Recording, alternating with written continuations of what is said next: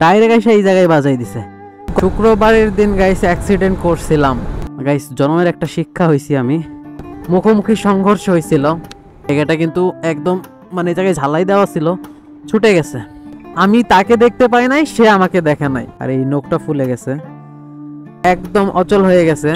সেটা খুলে একদম মানে আমার ফেলে দেওয়া লাগছে। তো ইঞ্জিন কিটটা দেখতে পারতেছেন একদম অচল হয়ে গেছে, এই যে ভাঙছে, একদম ভেঙে শেষ। যে দেখুন বাচ্চাদের কাজ, মানে এত ছোট ছোট বাচ্চাদের কি খুবই দরকার রাস্তায় থাকা। ডাইরেক্ট বাজাই দিছিল এই জায়গায়, এই যে দেখুন এখনো স্ক্র্যাচটা আছে। এই বাম পায়ের গোড়ালিতে অনেক ব্যথা পাইছি। এই জায়গায় একদম মানে ভাঙছে গাইস, এই জায়গায় দেখতেই পারতেছেন ভেঙে গেছে। আমার হাত থেকে বাইক পড়ে গেছে। হ্যালো গাইস, আসসালামু আলাইকুম। আশা করছি আপনারা সকলে অনেক ভালো আছেন। তো গাইস আজকে খুবই দুঃখ ও ভারাক্রান্ত মন নিয়ে আপনাদের সামনে চলে আসছি। তো গাইস আমি কিন্তু শুক্রবারের দিন গাইস অ্যাক্সিডেন্ট করছিলাম। আমি গেছিলাম হচ্ছে পাম্পে তেল ওঠানোর জন্য গেছিলাম। তো পাম্প থেকে আসার সময় দুইটা মোটর সাইকেলে মানে আমার বাইক এবং অন্য একটা বাইক ডিসকভার 25 এর সাথে মুখোমুখি সংঘর্ষ হয়েছিল। কপাল ভালো তাই বেঁচে গেছি, শরীরে কোনো স্পট পড়ে নাই, বাইকেও তেমন কোনো ক্ষতি হয় নাই। কিন্তু যতটুকু ঝড় তুফান গেছে সব বাইকের সেফ গার্ডের উপর দিয়ে গেছে। শুধুমাত্র এই যে ক্লাস লিভারে একটা স্ক্র্যাচ পড়ছে, তো সেগুলো আপনাদের দেখাবো। তো তার আগে আমি বলি আসলে অ্যাক্সিডেন্টটা কিভাবে হয়েছিল। তো আমি বাইক রাইড করছিলাম, আমার বাইকের গতি ছিল সর্বোচ্চ 40।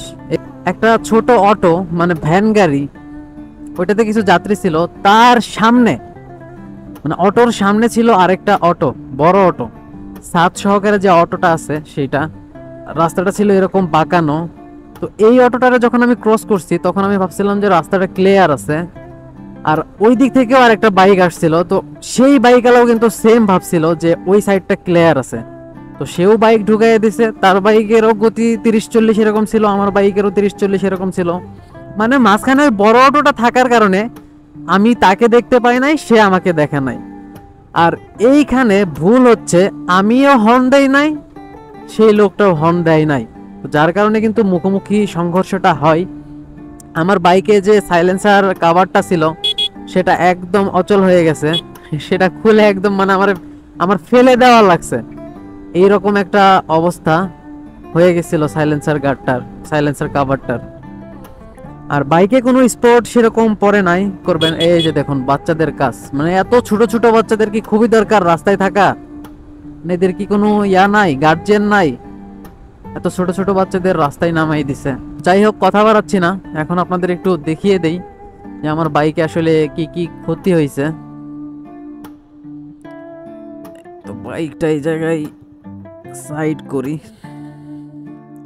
সর্বপ্রথমে গাইস আমার এই জায়গায় একটা স্পট পড়ছে, আর এই নখটা ফুলে গেছে, আর এই বাম পায়ের গোড়ালিতে অনেক ব্যথা পাইছি, আর এই ডান পায়ের গোড়ালিতেও ব্যথা পাইছি।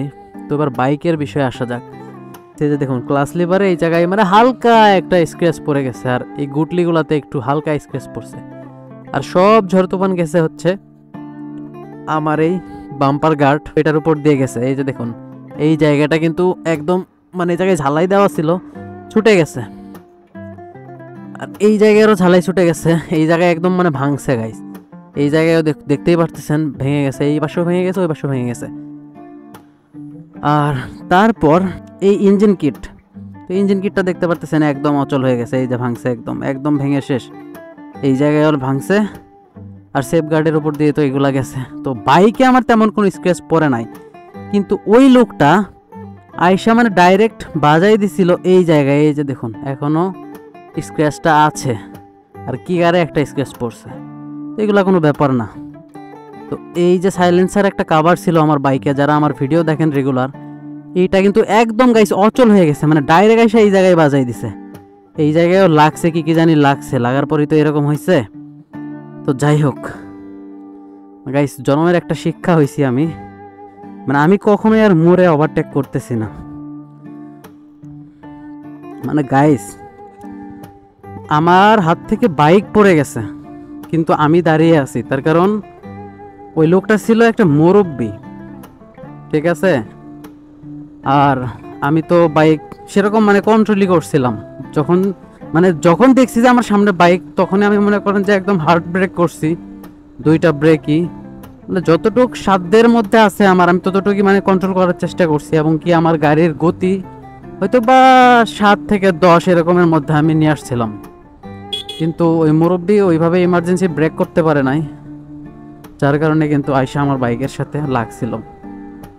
তো যাই হোক গাই, যখন আপনারা বাইক রাইড করবেন এই বিষয়গুলো খেয়াল রাখবেন। সবাই আমার জন্য দোয়া করবেন, যেহেতু আমি অনেক রাফ রাইড করি, কখন কি হয়ে যায় জানি না। তো এই জন্য আমার জন্য দোয়া করবেন।